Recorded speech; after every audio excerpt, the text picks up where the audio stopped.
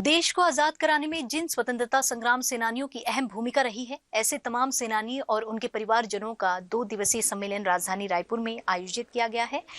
इन 2 दिवसीय सम्मेलन में शहीद मंगल पांडे के पपौत्र से लेकर 22 प्रदेशों के अनेकों स्वतंत्रता सेनानी और उनके परिजन शरीक हुए।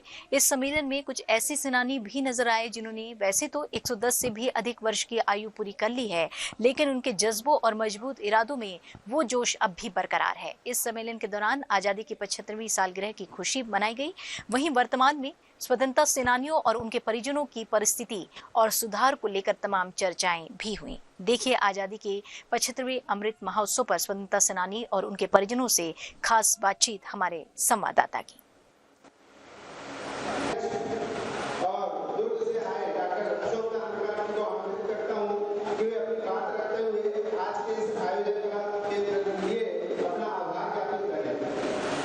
पूरा देश इस बार आज़ादी की 75वीं वर्षगांठ पर अमृत महोत्सव का आयोजन करने जा रहा है, लेकिन इस स्वतंत्रता को दिलाने में जिनकी अहम भूमिका रही है वे सभी आज मौजूद हैं। यहाँ पे आप देख सकते हैं राजधानी रायपुर में एक बड़ा आयोजन स्वतंत्रता सेनानी परिवारों का किया गया था, जिसमें सभी यहाँ पर पहुंचे हुए हैं। अलग अलग राज्यों से ये सभी यहाँ पर पहुंचे हुए हैं। कुछ ऐसे भी यहाँ पर सेनानी हैं जो कि 100 वर्ष से अधिक की आयु पूरी कर चुके हैं। और सेनानियों से ही बातचीत करते हैं, जानेंगे कि किस तरह की स्थिति थी, क्या परिस्थिति थी उस समय, क्या कहना चाहिए।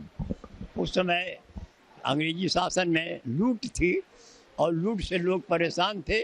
परेशान होकर के उसके खिलाफ सब लोग खड़े हो गए। गांधी जी का नेतृत्व था और उनके नेतृत्व में उन्होंने कहा अंग्रेजों भारत छोड़ो, करो या मरो। पूरा देश खड़ा हो गया और आज़ादी को उसी समय ले लिया था।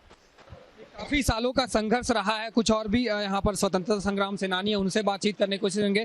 काफी सालों का संघर्ष रहा, आप लोग स्वतंत्रता के लिए काफी सालों तक संघर्षरत रहे, उसके बाद आजादी मिली है। कैसे देखते हैं 75 साल बीत गए हैं, क्या 1857 से लेकर और 1947 तक ये संघर्ष चलता रहा। और यहाँ अभी भाई ने कहा था ये कैसे आए हो, यहाँ आना हुआ था। ये कितने स्वतंत्रता सेनानियों को पेंशन नहीं मिला है, उनके अधिकारियों को कोई उनका अधिकार नहीं मिला है। मैं कह देता हूँ सबसे, चाहे कोई प्रधानमंत्री हो चाहे कोई भी हो, कभी मेरा उन यात्रियों को देखकर जब हृदय वो होता है ना विलीन, तो बोला भी नहीं जाता मुझसे। तो ये इन उत्तराधिकारियों का सम्मान, इनका अधिकार इनको मिलना चाहिए। और मैंने जहाँ भी कहता हूँ इस बात को, जब मुझे 15 अगस्त को, 2 अक्टूबर को, 26 जनवरी को, 25 जनवरी को बुलाया जाता है, तब मैं यही बात कहता हूँ।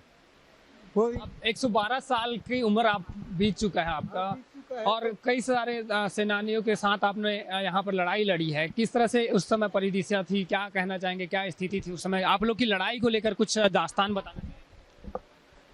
लड़ाई तो यूँ लड़ी थी, देश पराधीनता को प्राप्त था।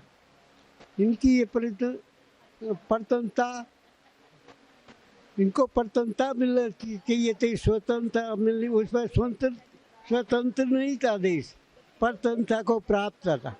और आप देख सकते हैं ये तमाम सेनानी थी, उनसे बातचीत की हमने, जाना कि किस तरह की स्थिति थी।